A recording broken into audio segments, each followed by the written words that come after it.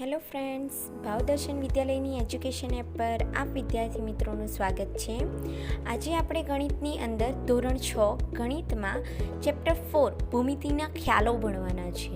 આપણા ગણિત બે પ્રકારના આવે છે, એક અંક ગણિત અને બીજું બીજ ગણિત. બરાબર છે? તો આજે આપણે બીજ ગણિતની અંદર આપણે આ ચેપ્ટર જોવાના છે કે ભૂમિતિના પાયાના ખ્યાલો. એમ તો અગાઉ આપણે ધોરણ 5ની અંદર બિંદુ, રેખા, કિરણ, રેખાખંડ આ બધાની વિશે ભણીને આવ્યા છે. ફરી પાછું આપણે એક વખત આજે એનું પુનરાવર્તન કરીએ થોડું અને આ ચેપ્ટરમાં જોઈએ. તો જુઓ, બિંદુ, રેખા તથા સમતલ એ ભૂમિતિની પાયાના અંગ છે. બિંદુ છે, રેખા છે, બરાબર. આજે બધા જે અંગો છે તે આપણા ભૂમિતિના પાયાના અંગો તરીકે ઓળખવામાં આવે છે. બિંદુને લંબાઈ, પહોળાઈ કે જાડાઈ હોતી નથી. બિંદુ એટલે ટપકું, બરાબર. તો એને કોઈ લંબાઈ પણ નથી હોતી, એને કોઈ પહોળાઈ પણ નથી હોતી અને એને જાડાઈ પણ હોતી નથી. બિંદુ એ માત્ર એક સ્થાન જ દર્શાવે છે. એક સ્થાન ઉપર બિંદુ દર્શાવેલું હોય છે. એક સીધી લીટીમાં આવેલા અસંખ્ય બિંદુઓ રેખા રચે છે. ધારો કે હું તમને બતાવું, બરાબર છે? તો જો આ એક આપણે દર્શાવીએ, બરાબર છે? એક જ લીટીમાં આવેલા અસંખ્ય બિંદુઓ આ શું દર્શાવે છે? રેખા દર્શાવે છે, બરાબર. તો રેખા બંને બાજુ અનંત સુધી પ્રસરેલ હોય છે. અહીંથી શરૂઆત થાય તો આગળ હજુ રેખા આપણી વધ્યા જ કરે છે, બરાબર. એટલે અનંત સુધી એ પ્રસરેલ હોય છે. રેખાની લંબાઈને માપી ન શકાય. આપણે રેખાની લંબાઈને માપી શકતા નથી. દાખલા તરીકે જો અહીંયા રેખાનું નિશાન આપ્યું છે, બરાબર, એને AB રેખા તરીકે ઓળખવામાં આવે છે, એને સંકેતમાં લખ્યું છે. ત્યાર પછી રેખાનો ભાગ એ રેખાખંડ કહેવાય છે. રેખાનો ભાગ એ રેખાખંડ તરીકે ઓળખાય છે. અને રેખાખંડને 2 અંત્યબિંદુ હોય છે. કેટલા અંત્યબિંદુ? 2 અંત્યબિંદુ હોય છે. રેખાખંડને ચોક્કસ લંબાઈ હોય છે. જે રેખાખંડ આપેલો હોય આપણને એને ચોક્કસ લંબાઈ હોય છે. ત્યાર પછી જુઓ, રેખાખંડ ABનો સંકેત આપ્યો છે. રેખાખંડ AB એ રેખાખંડ છે. રેખાખંડ એ 2 અંત્યબિંદુ વચ્ચેનું સૌથી ટૂંકું અંતર છે, બરાબર. આપણે અહીંયા વાત કરીએ આ રેખાની, તો હવે વાત કરીએ આપણે આ અંત્યબિંદુ દર્શાવીએ, બરાબર. તો આને રેખા તરીકે ઓળખાય છે. આ પહેલું અંત્યબિંદુ અને અહીંયા બીજું અંત્યબિંદુ, બરાબર. એટલે આને રેખાખંડ તરીકે ઓળખવામાં આવે છે. ત્યાર પછીની વાત કરીએ કિરણ. કિરણ એ રેખાનો એવો ભાગ છે કે જેને એક ઉદ્ભવ બિંદુ છે. એટલે કિરણનું એક જ ઉદ્ભવ બિંદુ આવે આ રીતે, બરાબર. આ એક ઉદ્ભવ બિંદુથી કિરણની શરૂઆત થાય છે. જો કિરણ એ રેખાનો એક એવો ભાગ છે જેને એક જ ઉદ્ભવ બિંદુ હોય છે અને બીજી તરફ અનંત સુધી એ પ્રસરેલ હોય છે. એને કિરણ AB તરીકે ઓળખવામાં આવે છે. અહીંયા તમે સાંકેતિક ભાષા તરીકે દર્શાવવા માટે જાઓ તો તમે કોઈ પણ દર્શાવી શકો છો, બરાબર. કોઈ પણ તમે દર્શાવી શકો છો. જો આગળ 2 ભિન્ન રેખાઓ, ભિન્ન એટલે કેવી? અલગ અલગ. 2 ભિન્ન રેખાઓ કોઈ પણ એક બિંદુમાં છેદતી હોય તો તે રેખાઓને છેદતી રેખાઓ કહેવાય છે. કોઈ પણ, કારણ કે ભિન્ન એટલે અલગ અલગ રેખાઓ જ્યારે કોઈ એક જ બિંદુમાં છેદતી હોય તો એ રેખાઓને છેદતી રેખા તરીકે ઓળખવામાં આવે છે. અને એક જ સમતલમાં આવેલી 2 રેખાઓ પરસ્પર ન છેદે તો તે 2 રેખાઓ સમાંતર હોય છે. જેમ કે માનો કે આ એક રેખા છે અને આ એક રેખા છે. આ બંને એકબીજાને છેદતી નથી. એનો અર્થ કે આ કેવી છે? બંને સમાંતર છે. માનો કે આને A નામ આપી દઈએ, અહીંયા B અને આપીએ C અને D. તો AB સમાંતર રેખા CD આ એનો સંકેત છે, બરાબર. આ રીતે લખવામાં આવે. માટે તે 2 રેખાઓ પરસ્પર સમાંતર હોય. જો 2 રેખાઓ પરસ્પર છેદે તો તે માત્ર એક જ બિંદુમાં છેદે છે. માનો કે આ AB અહીંયા દર્શાવ્યું આપણે, બરાબર. આ A, આ B અને અહીંયા એ જે છેદે છે અહીંયા નામ આપીએ આપણે સી અને ડી. તો આ જે બિંદુ અહીંયા છેદે છે એને આપણે પી નામ આપી દઈએ.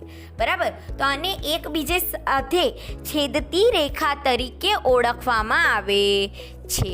બરાબર, હવે આગળ આપણે રેખાઓ વિશે જોઈએ. તો ઉદાહરણ, બાજુમાં આપેલી આકૃતિ પરથી નીચેના પ્રશ્નોના જવાબ આપો. અહીંયા તમને એક આકૃતિ આપી છે, બરાબર, એના પરથી આપણે પ્રશ્નોના જવાબ લખવાના છીએ. અહીં તમને એક આકૃતિ આપી છે, બરાબર, તો એના પરથી આપણે પ્રશ્નોના જવાબ આપવાના છે. હવે જો આ રેખા આપી છે, એ રેખા એ અને બી. બરાબર, અહીં તમને આપ્યું છે કિરણ MN અને રેખા એ અને બી કયા બિંદુમાં છેદે છે? M બિંદુમાં છેદે છે. તો જો અહીંયા તમને પ્રશ્ન આપ્યા છે કે આકૃતિમાં કયા કયા બિંદુઓ છે, તો આપણે જવાબ આપવાનો કે આકૃતિમાં જો એ બિંદુ છે, M બિંદુ છે, બિંદુ બી અને બિંદુ N. એટલે આપણે લખવાનું AMBN બિંદુઓ દર્શાવેલા છે. ત્યાર પછી આપણે વાત કરીએ તો પ્રશ્ન 2, આકૃતિમાંની રેખાઓ જણાવો. બરાબર, તો આકૃતિમાં કઈ રેખા આપેલી છે? જો રેખા AM, ત્યાર પછી BM અથવા તો MB, જે લખો તે. MA લખો તો પણ ચાલે, રેખા AM લખો તો પણ ચાલે. અને અહીં રેખા તમે MB લખો તો પણ ચાલે, BM લખો તો પણ ચાલે. અને ત્રીજી રેખા આવી આખી રેખા AB. બરાબર છે. ત્યાર પછી આકૃતિમાંના રેખાખંડો જણાવો. તો જો આકૃતિમાં રેખાખંડો, તો રેખાખંડ AM, ત્યાર પછી રેખાખંડ BM અથવા MB, ત્યાર પછી રેખાખંડ AB અને રેખાખંડ MN. એટલે 4 રેખાખંડો દર્શાવેલા છે. ત્યાર પછી આકૃતિમાંના કિરણ જણાવો.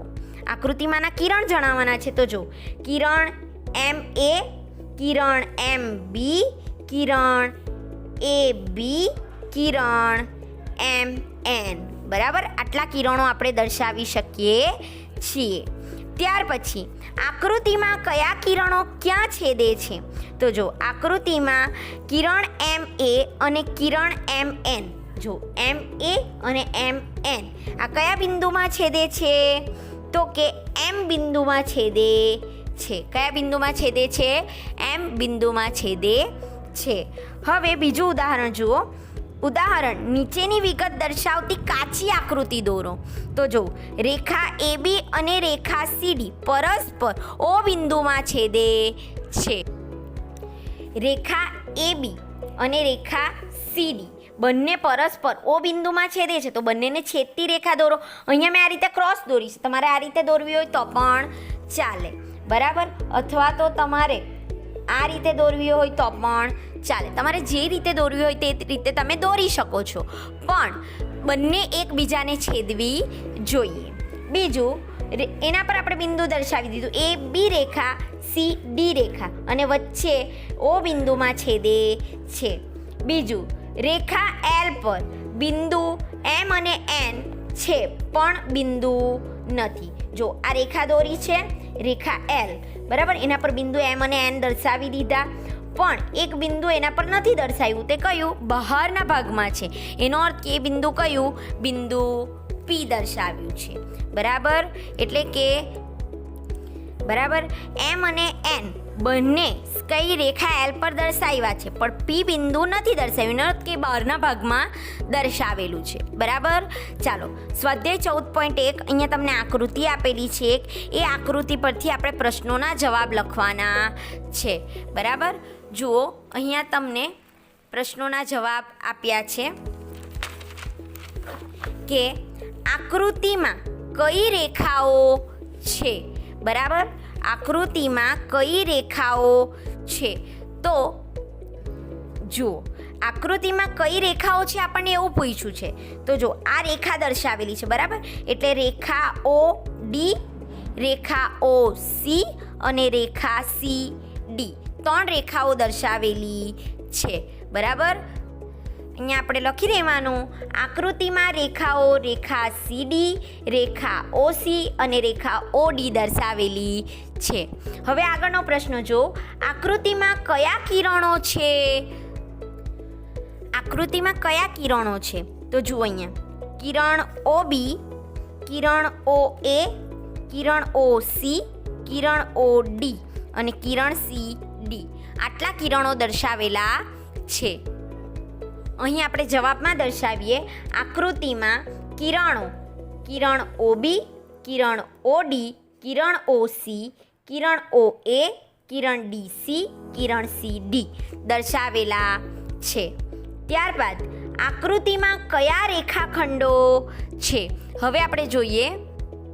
હવે રેખાખંડની વાત કરીએ તો રેખાખંડ OC, રેખાખંડ OB, રેખાખંડ OD, રેખાખંડ OA અને રેખાખંડ CD આટલા રેખાખંડો દર્શાવેલા છે.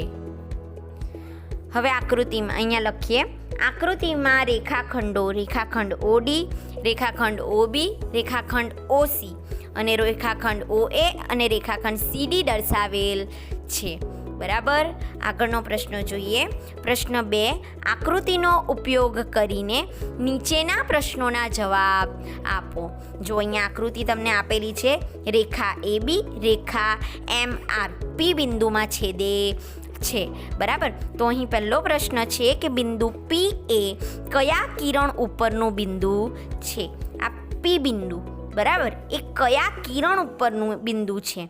તો જો કિરણ PM, કિરણ MR, કિરણ PR, કિરણ PB, કિરણ RM, કિરણ AB, કિરણ BA બરાબર આટલી જગ્યા પરનું દર્શાવેલું છે. એટલે અહીં આપણે લખવાનું કે બિંદુ P એ કિરણ PM દર્શાવીએ PM.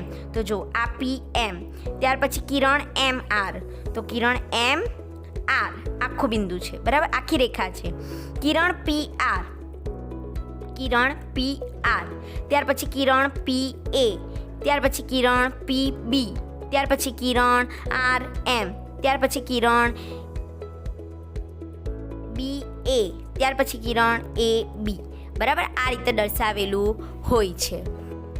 ત્યાર પછીનો ક્વેશ્ચન, બિંદુ P એ કઈ રેખા ઉપરનું બિંદુ છે? પ્રશ્ન શું છે? બિંદુ P એ કઈ રેખા ઉપરનું બિંદુ છે? તો જુઓ બિંદુ P એ કિરણ MR અને કિરણ BA પરનું બિંદુ P દર્શાવેલું છે. બરાબર. ત્યારબાદ આગળનો પ્રશ્ન જોઈએ. રેખા AB અને રેખા MR કયા બિંદુમાં છેદે છે? રેખા AB અને રેખા MR P બિંદુમાં છેદે છે. જુઓ MR અને રેખા AB કયા બિંદુમાં છેદે છે? P બિંદુમાં છેદે છે. ત્યારબાદ આગળનો પ્રશ્ન જોઈએ. રેખા AB ઉપર ન હોય તેવા બિંદુઓ કયા છે? એટલે કે AB પર, રેખા AB પર આવેલા ન હોય તેવા બિંદુઓ કયા છે? તો જુઓ રેખા AB પર ન આવેલા હોય તેવા બિંદુ, તો કે આ AB ઉપર P બિંદુ આવેલું છે પણ M અને R આ બે બિંદુ.